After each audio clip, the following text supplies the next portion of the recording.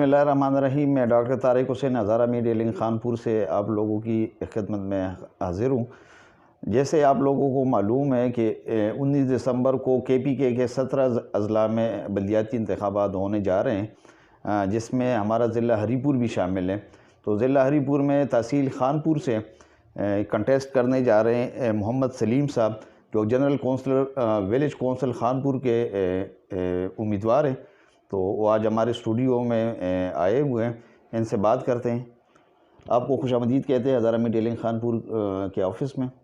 तो मोहम्मद सलीम साहब, आपका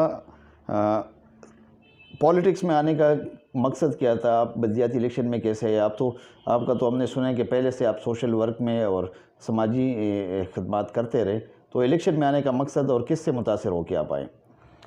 शुक्रिया डॉक्टर साहब। पहले तो मैं आपका शुक्रिया अदा करता हूँ कि आपने मुझे यहाँ पे मौका फराहम किया है। बात यह है कि मेरा असल में आने का मकसद ये था कि जब से हमारा मैं जिसको अपना हीरो मानता हूँ, जिसको करके आया हूँ, वरना मैं पहले भी सोशल एक्टिविटी जो मुझसे हो सकी हैं मैं करता रहा हूँ, वो था मलक ग़ुलाम मुस्तफ़ा। ठीक है।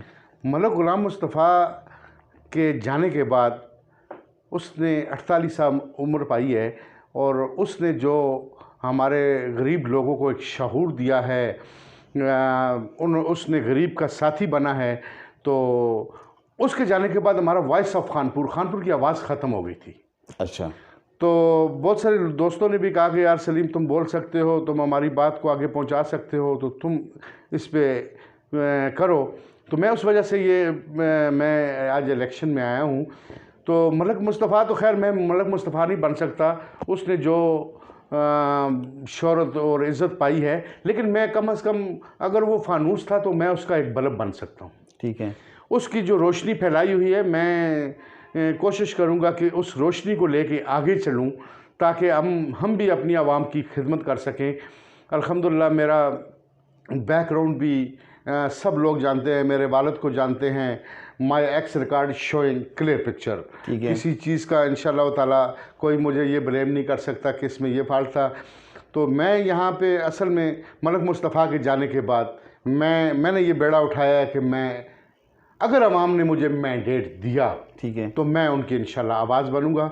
सोशल एक्टिविटीज़ तो वैसे भी मेरी थी, हैं और रहेंगी, क्योंकि ये इंसान के जीन्स में होता है। जी बिल्कुल सही है। तो बात यह है कि मैं ये कोशिश करूंगा कि अगर अवाम ने मुझे मैंडेट दिया तो अवाम भी सुन लेगी कि जिस फोरम पे मैं उनके दफ़ा करूंगा। मतलब आपके कहने का मकसद ये कि मलक ग़ुलाम मुस्तफ़ा साहब की जाने से रेलत से जो खला तहसील खानपुर में है, तो उसको फिल करने के लिए आप सियासत में आए? एग्जैक्टली, बिल्कुल। मैं असल में मेरा गरम वो मेरा हीरो है, क्योंकि मैंने देखा है कि वो अकेला शख्स था। वो दिन को पिंडी के अंदर बर्तन धोता था, जी बिल्कुल, और शाम को आके वो अपनी वोट मांगता था। फिर उसने वो कुछ किया कि मैंने जब देखा कि जब उसका जनाजा हुआ तो उसके रिश्तेदार, उसके बहुत सारे वो लोगों को जानते ही नहीं थे ये कौन लोग हैं, क्योंकि उसने ऐसी अल्लाह ताला ने उसको एक इतनी इज़्ज़त दी और उसने लोगों स्पेशली गरीब आवाम के लिए, चाहे उसके घर में एक शाम का खाना नहीं होता था, लेकिन मैं चला गया, मुझे ये प्रॉब्लम हो गई है, तो उसने नहीं देखना, उसने उसी टाइम उठकर चले जाना हमारे साथ। बिल्कुल ऐसे ही था। तो मैं ये चाहता हूँ कि मैंने अब पहले भी बताया और अब भी बताना चाहता हूँ कि मैं मलक मुस्तफ़ा नहीं बन सकता, लेकिन मैं उसका एक बल्ब ज़रूर बनूँगा, लोगों को रोशनी दिखाऊँगा। और इंशाअल्लाह अगर बात अवाम की है, अगर अवाम ने मुझे चाहा, क्योंकि अवाम ही कुर्सी पे बैठा सकते हैं और अवाम ही कुर्सी से उतार सकते हैं। मेरा ख्याल भी आप बताना चाह रहे हैं कि आपका इंतखाबी निशान भी कुर्सी है। बिल्कुल बिल्कुल। मेरी ख्वाहिश थी कि कुर्सी का निशान मिले और अल्लाह ने मुझे वो दिया। अभी तक तो मेरे जितने भी जा रहे हैं सितारे सही गर्दिश में जा रहे हैं, आगे अल्लाह को जो मंजूर होगा वही होगा। लेकिन मैं जो मेरी मेन वजह बनी है वो मलक ग़ुलाम मुस्तफ़ा बना। देखिए डेफिनेटली मुस्तफ़ा भाई की कमी तो कभी भी पूरी नहीं हो सकती, लेकिन आप इनका अल्टरनेट इनके मिशन को आगे बढ़ाने के लिए तहसील खानपुर में अगर आ जाते हैं तो ये बहुत अच्छी चीज़ है। आप मुझे बताएं कि आपकी वीसी खानपुर के विलेज कौंसिल खानपुर के हवाले से ज़ाहिर है आप मुस्तफ़ा भाई के मिशन को आगे बढ़ाने के लिए आ रहे हैं इलेक्शन में, तो आपकी वीसी खानपुर के बुनियादी मसाइल क्या है जो आगे जाके आप अगर इलेक्शन विन कर जाते हैं तो आपने किन मसाइल को फोकस करना है? देखिए यहाँ पे बहुत सारे मसाइल हैं। अगर देखा जाए सबसे पहले तो इदारों के अंदर सियासी मदाखलत नहीं होनी चाहिए। ठीक है। जो जिसका मतलब है जिसकी लाठी उसकी भैंस वाला कानून नहीं होना चाहिए। हर बंदे के लिए बराबरी का सलूक होना चाहिए। ठीक है। मैं ये चाहूँगा कि सबसे पहले ग्रीन पाकिस्तान, तो आपको पता है अगर इमरान खान का भी मिशन है ग्रीन पाकिस्तान, तो मैं भी चाहूँगा नीट एंड ग्रीन क्लीन और ग्रीन पाकिस्तान होना, खानपुर होना चाहिए। पाकिस्तान ही कह रहे हैं, ज़ाहिर खानपुर भी उसका हिस्सा है। बिल्कुल तो मैं भी चाहूँगा फर्स्ट ऑफ ऑल तो ये साफ़ सुथरा होना चाहिए। ठीक है। दूसरा ये यहाँ पे जो मेन चीज़ है जो लोग नहीं सोचते, सिर्फ ये देखते हैं कि इधर से नाली बना दो, इधर से रोड बना दो, इधर से ये बना दो। असल चीज़ जो है वो हमारे बच्चों की उम्रें इंतहाई कम हो रही हैं। क्यों? मैं खुद एक क्रिकेट का प्लेयर हूँ, क्रिकेट मेरा ओढ़ना बिछोना है। ठीक है। मैंने बहुत अच्छी क्रिकेट खेली है अल्हम्दुलिल्लाह, उन ग्राउंडों में खेली है जहाँ पाकिस्तान खेलता है। ठीक है। तो मैं ये चाहूँगा कि सबसे पहले दो मेरी ख्वाहिशें हैं, चाहे उसके लिए अगर मुझे अवाम मैंडेट दे तो वज़ीर-ए-आज़म के कदमों में भी बैठना पड़े तो मैं बैठूँगा।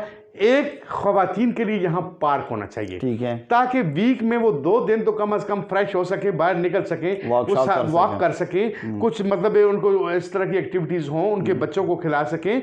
दूसरा, खानपुर के अंदर फ्लड लाइट, ठीक है, ये मेरा ज़िंदगी का ग्राउंड्स में फ्लड लाइट्स होनी चाहिए ताकि दिन में भी लोग खेल सकें, जो ना आए वो शाम को खेल सकें। ठीक है। ताकि स्पोर्ट्स एक्टिविटीज़ को आगे बढ़ाएंगे तो हमारे बच्चों की उम्रें बढ़ेंगी। मेन चीज़, अगर बच्चे ही नहीं होंगे तो फिर उस नाली को बनाने का, उस रोड को बनाने का उसका कोई फ़ायदा नहीं है।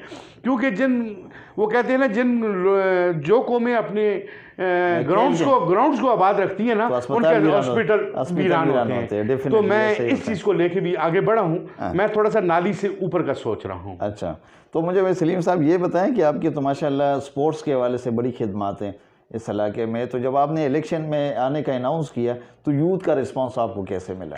अल्हम्दुलिल्लाह। ये मुझे बताइए। देखिए, मैं तकरीबन 1980 से मैं कमेंट्री के फ़राइज़ भी अंजाम देता हूँ। बिल्कुल, मैं देखता रहा हूँ क्रिकेट टूर्नामेंट्स में, मैं भी आता रहा हूँ। मैंने यहाँ पे 99 में टूर्नामेंट करवाया था। ठीक है। तो वो इतना बड़ा टूर्नामेंट हो गया था कि 10,000 तमाशाई उस टाइम आते थे। अच्छा। ये सुहेल तनवीर जो पाकिस्तानी क्रिकेट टीम है, ये यहाँ पे फाइनल हार कर गया था। अच्छा। मैं उस टाइम अंपायरों को वाकी टॉकी सेट देता था। यहाँ पे स्पॉन्सरशिप मैंने मुतारफ करवाई है कि स्पॉन्सरशिप होती क्या है। अच्छा। तो फिर लोगों ने कोई ट्रॉफी डोनेट करे, जैसे मैं आपके पास आ गया, डॉक्टर साहब आप एक ट्रॉफी डोनेट करें, एक दूसरे ने करें, तो मैंने कोशिश की है कि यहाँ पे ये स्पोर्ट्स एक्टिविटी, चाहे क्रिकेट हो, चाहे हॉकी हो, चाहे फुटबॉल हो, लेकिन बच्चे थोड़ा स्पोर्ट्स की तरफ राग़िब हों। हम सुबह ग्राउंड में जाते थे, शाम तक खेलते रहते थे। आजकल वो चीज़ नहीं है। आजकल वो लोग मोबाइलों पे खेल रहे होते हैं। वो मोबाइलों पे कोई खेल तो नहीं होता ना।